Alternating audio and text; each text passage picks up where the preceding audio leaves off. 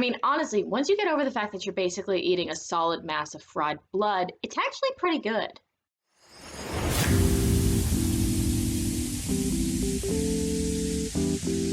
Hello, my weird and wonderful human beings, and yes, I'm back to my kitchen floor. It's still the warmest spot in the house. I don't know what to tell you. Welcome back, or if you're new here, just welcome. My name's Eve, and I am a grad student studying here in Sweden. I've been here for about 8 months now, give or take, but I've been going back and forth to Sweden for years because my dad is Swedish. And even before that, whenever we had Swedish relatives coming over to the States, we always made sure they brought a few goodies.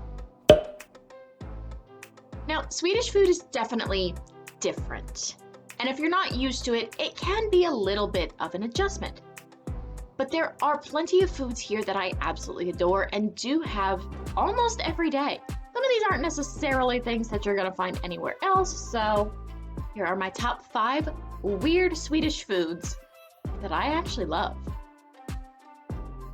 Lingonberries. If you've ever been to a particular flat pack furniture store, you've seen this before. And if you're Swede and you've gone with your American friends, you've physically flinched every time they call it cranberry sauce. Cranberry sauce? Because it's not. I'll give it a go. Got a little Thanksgiving going on there.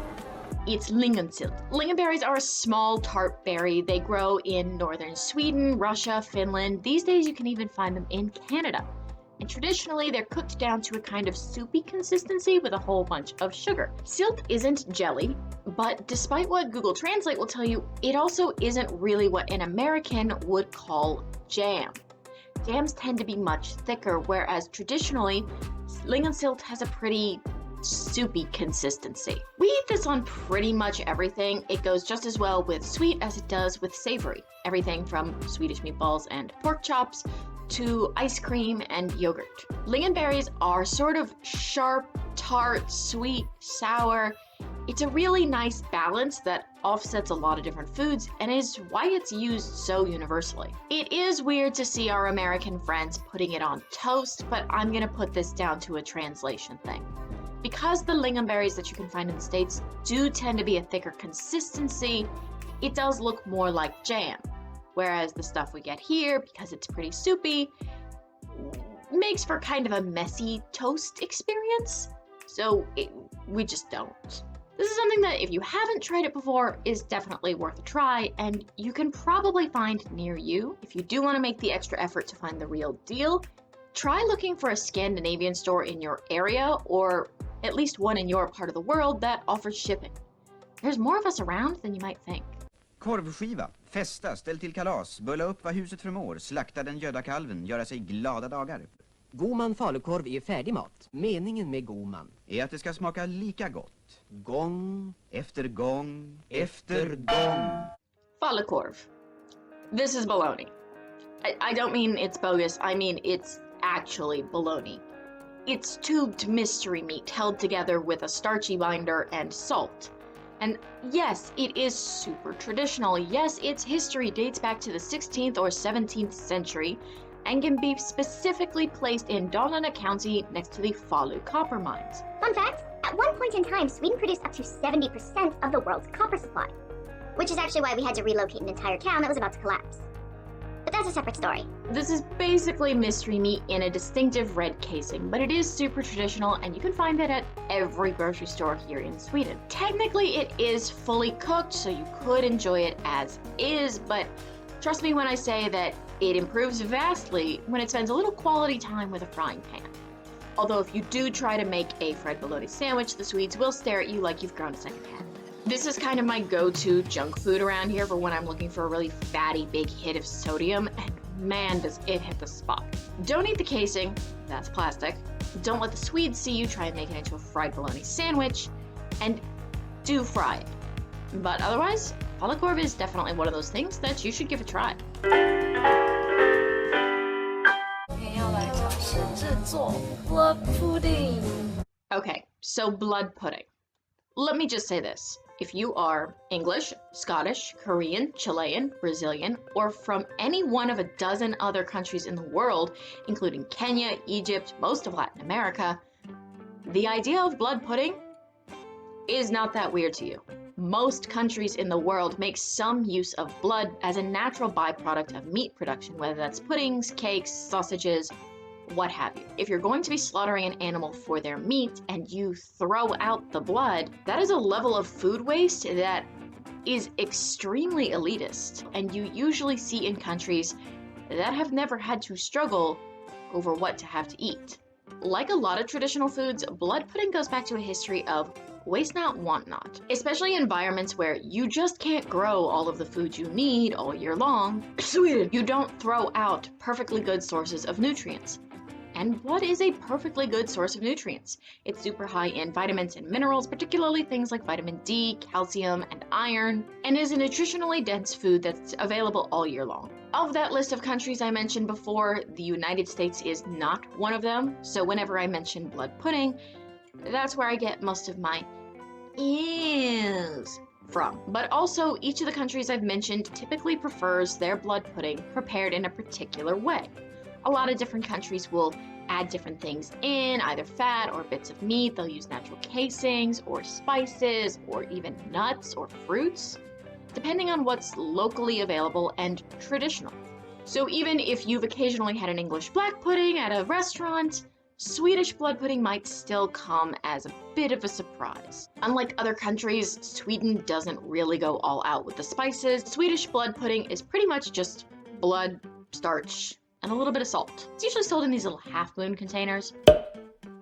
And you can find it at most grocery stores. These days you can also find gluten-free version. Traditionally you would serve this with either something like whipped cream and our friend Lingonberries, or go savory with a fried egg on top.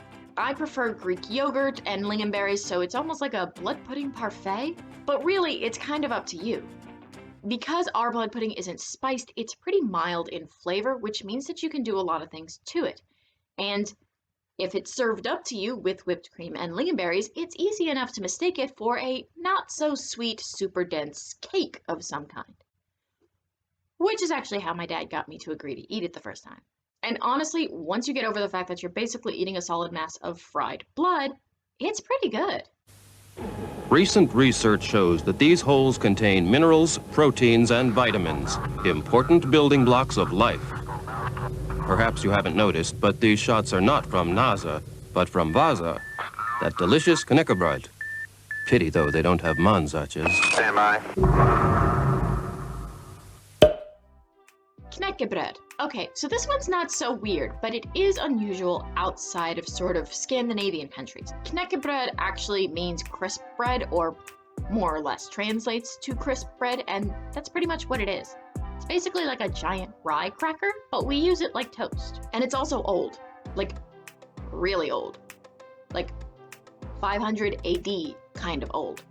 People have been making Caneca Bread in Sweden for over 1,500 years. But the recipe that we recognize today is probably only about 500 years old. It's basically rye grain, salt, and water. Again, one of those recipes that you can make with not a whole heck of a lot, and that is going to keep really well in times when other foods may not necessarily be so available. Traditionally, they're made in these big wheels with a hole in the middle.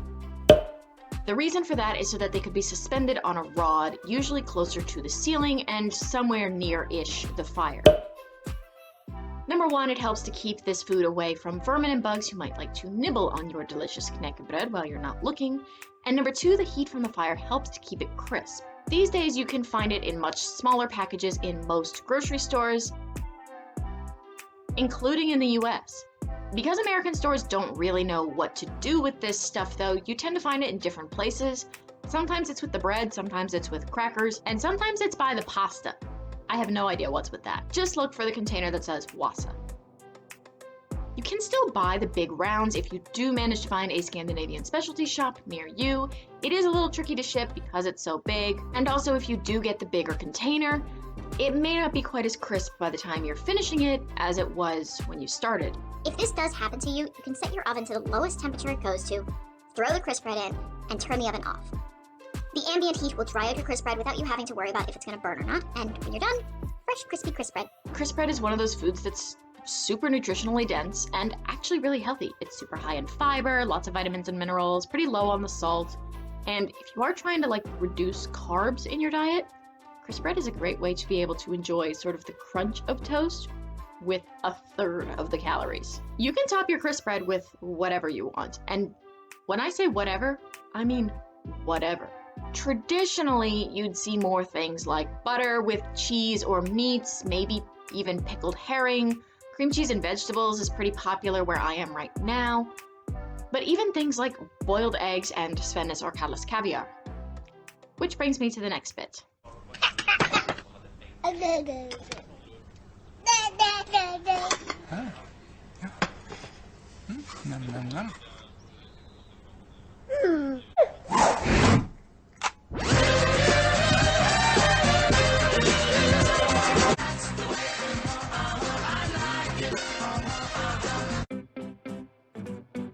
Kalles is a creamed smoked fish roe, aka caviar. Not that kind of caviar.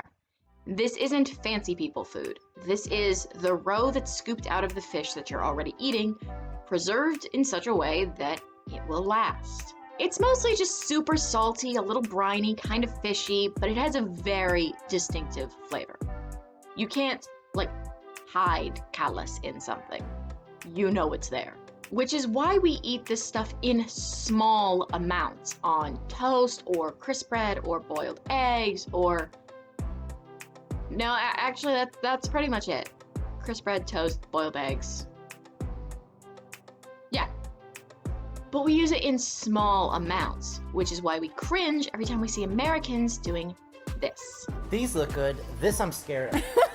Look at there's like a child on the bottle. Yes, Cheers. let's do it. Swedish food. Salty. Salty. Salt. Ew. I thought it was gonna be a lot worse. It's not. No. Oh, Pretty it punky. just hit me. It's like watching someone eat an entire spoonful of horseradish and then complain about how awful it was. Duh. Now, Swedes are incredibly self-aware of how much Kalles is only very generously called an acquired taste. Please try one. It's a Swedish specialty. But it's Kalles caviar. It's really... Did you like it?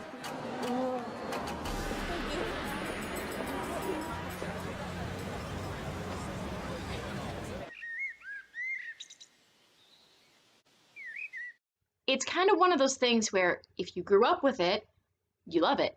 And if you didn't, well, I did grow up eating it. This is something that my dad always made sure that people brought over when they were visiting from Sweden.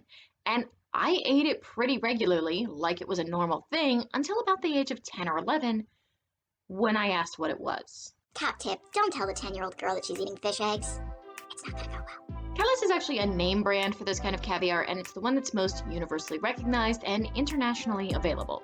Kind of like Heinz ketchup. I actually prefer Svennes, which is a little bit milder, probably why I like it better, but you may not be able to find that near you. So if you do want to try this, you can find either Kalles or the name brand equivalent at that familiar flat pack furniture store. But just keep in mind, a little bit of this stuff goes a long way. And that's it. Those are my top 5 favorite foods that I've been enjoying here in Sweden that you may not be quite so familiar with.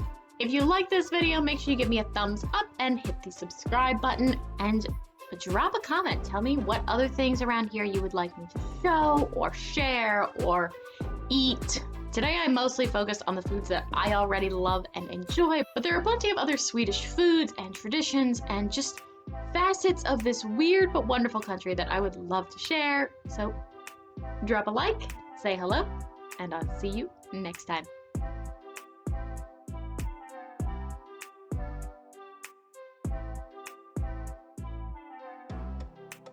I am not eating surströmming.